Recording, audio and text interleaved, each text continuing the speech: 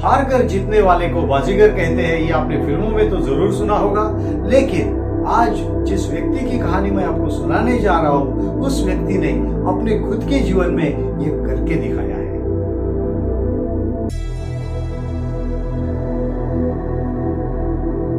क्या आप जानते हैं कि कोई एक लड़की या फिर कहे कि कोई एक व्यक्ति जिसने स्कूल की तक पढ़ाई नहीं पूरी की हो, वो एक बड़ी कंपनी का सीईओ बन सकता है? कभी आपने सुना है ऐसा? कभी सोचा है? आपने तो हमेशा यही देखा है कि घर घर के माँ बाप बच्चों के ऊपर परसेंटेज के लिए कितना प्रेशर डालते हैं।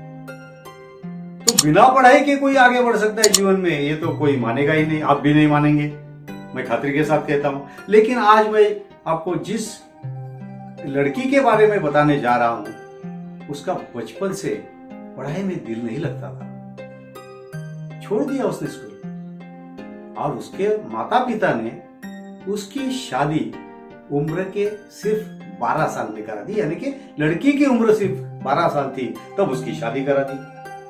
वो ससुराल चली गई और वहां पे उसका शारीरिक और मानसिक रूप से बहुत उत्पीड़न हुआ।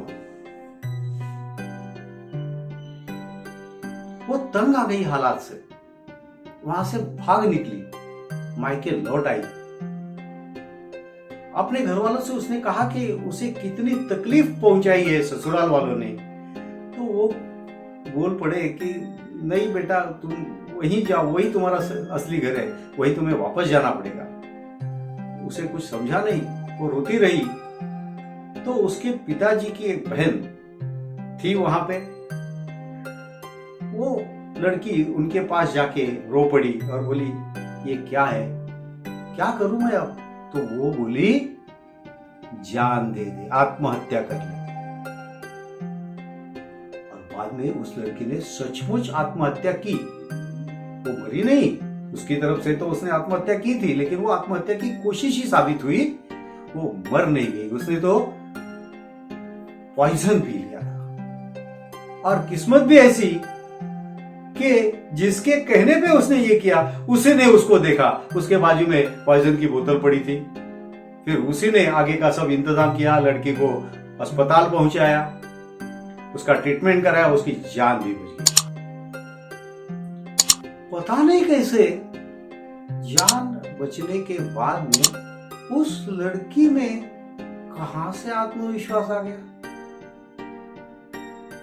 वो समझने लगी कि ये उसका नया जीवन है। वो पहले वाली लड़की कोई और थी, मैं कोई और हूं। और उसने निश्चय किया कि जीवन में आगे बढ़े। और फिर एक एक काम सीखती गई, काम करती गई, आगे बढ़ती गई। ऐसा करते करते एक दिन उसने देखा कि एक कंपनी है जो कि सालों से नुकसान में चल रही है, और कंपनी के मालिक कंपनी को बंद करने का सोच रहे हैं, जिससे बहुत सारे लोगों की नौकरी चली जाती है।